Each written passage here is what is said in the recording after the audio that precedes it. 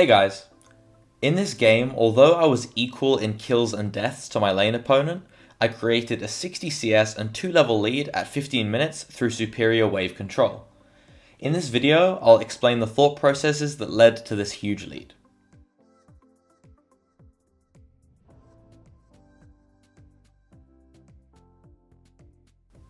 Gonna try and hit level 2 first, because if Leona lands an E and then a Q, we get an almost guaranteed kill.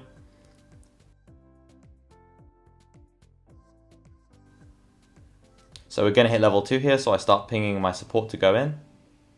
I start moving towards the Lulu. And then we get Lulu's flash, which is great.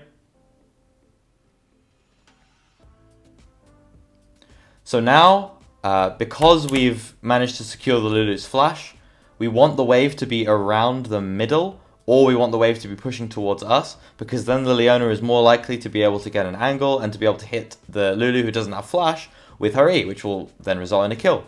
So at this point, what I don't want to do, I don't want to just damage the wave equally to Vayne and the wave stay here, because this is where Lulu's going to be safe. I want to hard shove this wave, make sure it bounces and hits the tower, because once a wave reaches the tower, then eventually it will go back and it will recenter, or it will push even further, but that's more advanced. The main thing is we want to get it into tower so that the wave will come back and then we'll be able to reset it.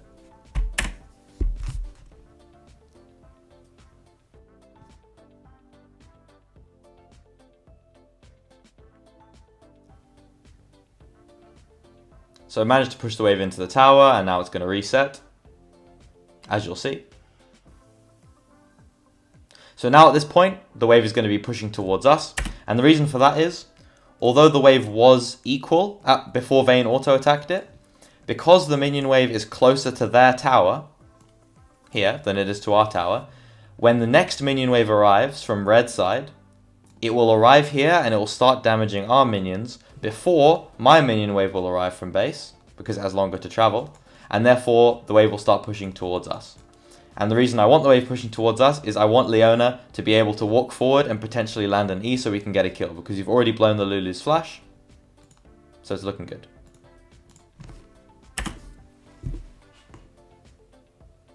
So I'm just letting the wave come into us here. I'm just last hitting.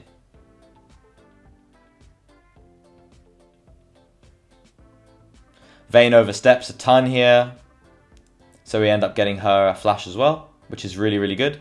So now at this point, as you can see, the wave is pretty much in the middle of the lane, but there's 3 more enemy minions, as we predicted.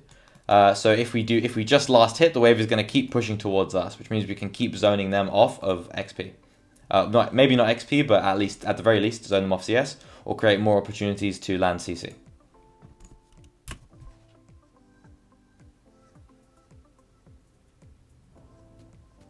And then we end up landing the kill on Lulu, because she has to overstep, and she's not under the safety of her tower anymore, so we get the kill with Leona flash. And now, because I have such low HP, I don't want to keep the freeze. I also want to be able to spend the gold that I got, because now I can get pickaxe, and that means I can come back to lane, and then I can push my advantage even more. So I'm going to shove this wave into tower, and then I'm going to recall, come back with my items, and then we're going to aim to use wave control again and get even more of a lead.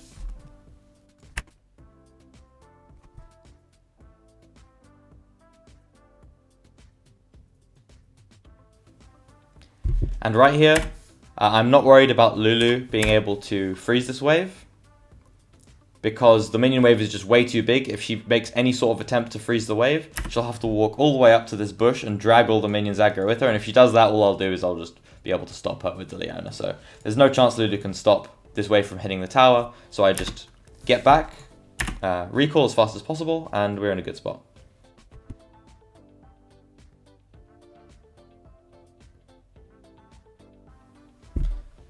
A quick underrated point, if you're in a position where you're going to be wanting to drag the wave, as you're about to see me do a few times, to freeze it, then having some sort of health pot, so like for example the refillable I have now, is very valuable, because you can use some of your health where the minions are going to be attacking you, and then you can use the pot to refill that health, and then you'll still be at the same health you were before you actually took that damage, and you'll be able to keep the freeze more effectively and for longer.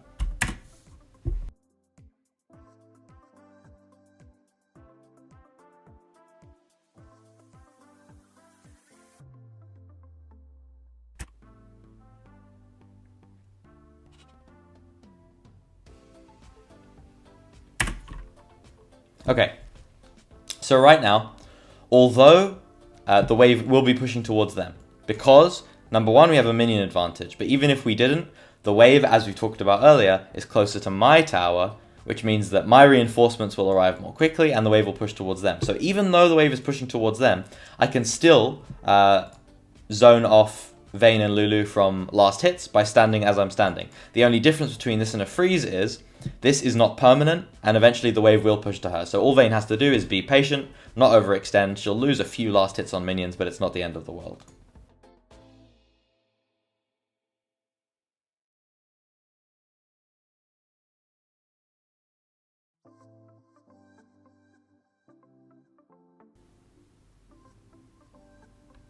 So right here, the plan was to crash the wave into the tower, and then we could do whatever we want. So the perfect time for Lee to do this dragon was to let us crash the wave and then start the dragon because we could help him. But he starts it really early.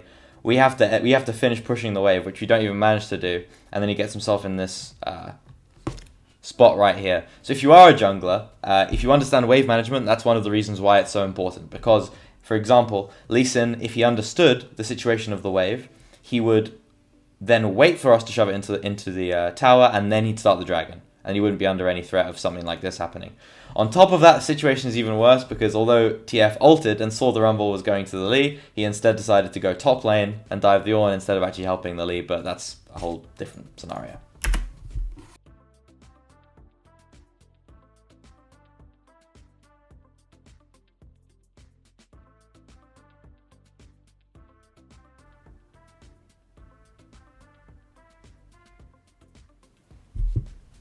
So right now, at the very least, because we finished the shove into tower, at least they couldn't get some sort of freeze on us, and the wave will be pushing towards us. So at least there's that. This is why it's so important before you end up roaming or going to ward or recalling that you finish shoving the wave into the enemy tower so that it'll end up pushing back to you rather than just leading to a permanent freeze, which will just be terrible for you.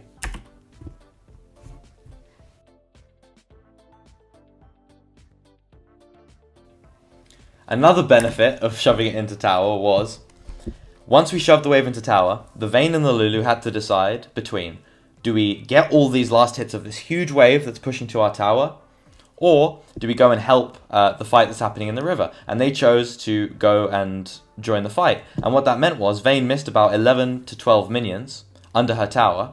So although she did end up getting the kills and it did go badly, it's just a showcase of why it's so important to shove in those waves, because it forces them to at least lose something.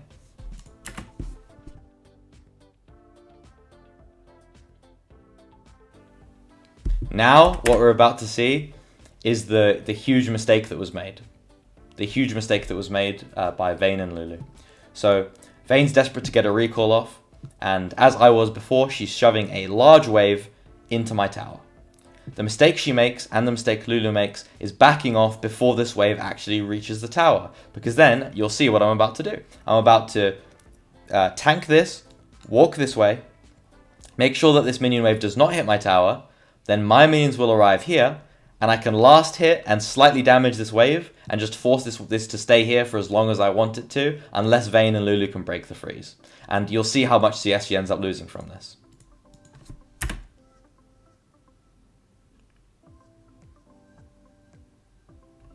Unfortunately, Leona ended up taking the cannon minion, which will make the freeze much more effective, but it's still decent with the amount of minions we have right now.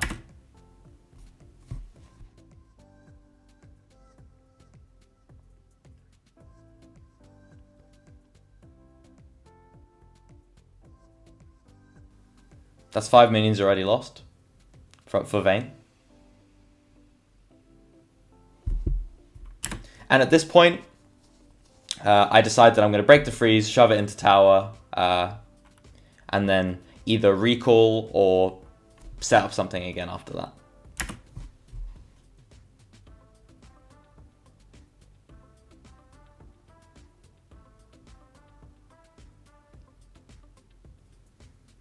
So now we're in the same position again, where the freeze lasted for a while, but not forever, and now it's the same thing where it's a slow push into the enemy tower.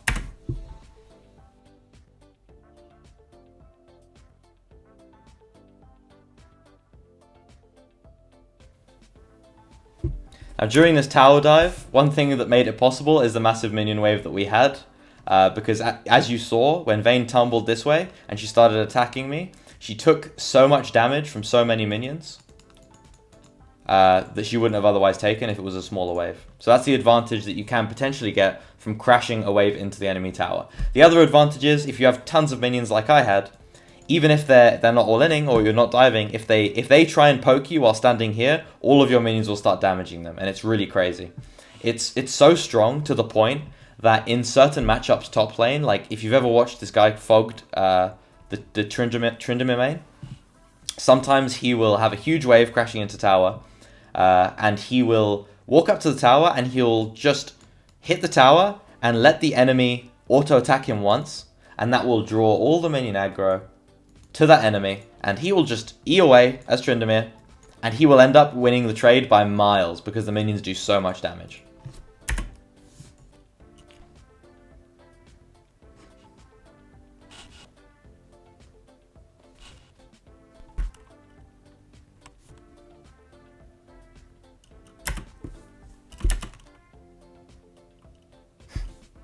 So right now, once again, we see exactly the same mistake from Vayne and Lulu. All they needed to do, they didn't need to walk up this far, they just needed to walk up just in range so I couldn't do something like this. The only place that Vayne and Lulu need to be is around here, and then I cannot do what I'm doing right now. But they're trying to shove this wave into tower so it resets, but they leave way too early, and then I can tank it just like this and we can set up another huge freeze. Something that makes this freeze even better is the fact that Leona can engage with ult, Leona can engage with E, and my Lee is on the same side of the map as me. And if the wave is frozen here, it means that the enemies, to even get XP, will have to stand here, and that puts them at huge risk of a Lee gank from behind. So this is crazy, crazy good for us.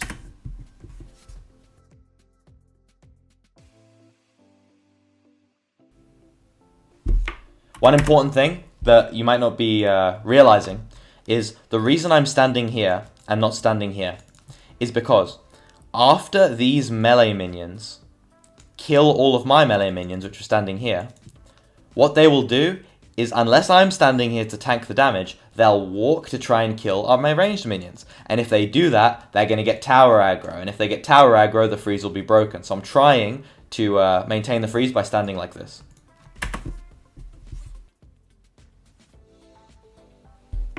It ends up not working, but sometimes you can make it work if you move correctly and you end up dragging those melee minions away again. So right now I see Vayne and Lulu have roamed to the mid lane. My wave is already going to be pushing towards the enemy, so what I want to do now is I want to deny them the maximum amount of minions possible, and the way I do that is by hard shoving this wave into the enemy tower, so the tower will kill all of my minions before Vayne can come back. So I'm just using all of my abilities on the wave, pinging Leona to help. Now we get one tower plate, and we just have to be a bit careful of some sort of flank, but the Karthus is dead, so it shouldn't be a big deal.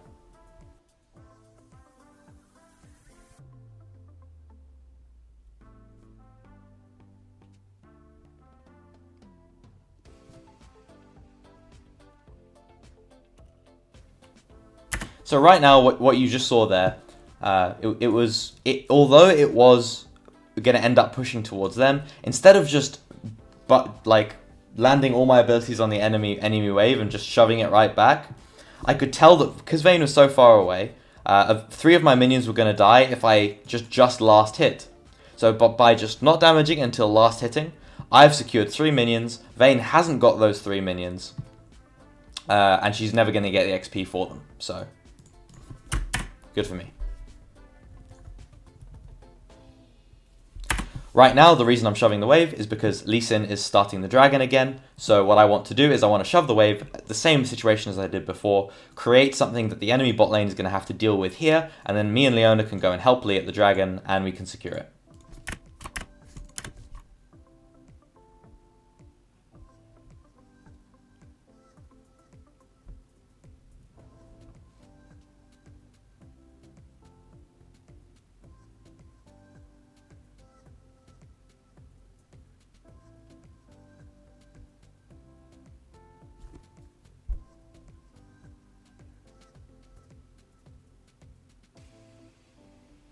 And then we just end up diving the bot lane.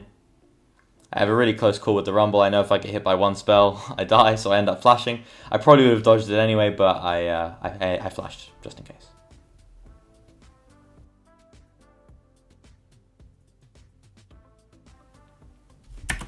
So, as you can see right now, although at one point Vayne was 2-1 and 0, 2-1 and 2, and I was 2-1 and 0, right now I have 124 CS and she has 64. I'm level 9 and she is level 7. It's an absolute disastrous situation for the Vayne, and I am in a prime spot to try and carry the game. So the way that we got here is we played to our lane's strengths. I pushed for level 2. We ended up burning summoners at level 2. Always ping your support that you're ready to go in before you hit level 2, not as you hit level 2. And then you'll end up being able to sometimes get advantages like that.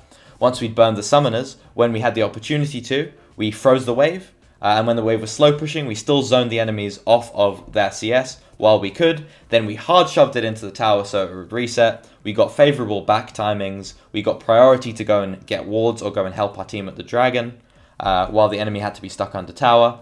And we abused the fact that the Vayne and the Lulu didn't correctly shove the wave into tower when they still could. And then we created long freezes that ended up absolutely destroying them in lane. So I really hope you guys enjoyed this video. I hope to do more videos kind of like this in the future, and probably do a in-depth sort of wave control guide on different aspects, explaining the more advanced levels to freezing, slow pushing, crashing, everything like that. So yeah, I stream 6 days a week at twitch.tv/SimbaADC. The link should be somewhere on the screen right now. I don't know exactly where. At 4 PM CET. Hope to see some of you guys there. Thank you very much for watching, and I'll catch you next time.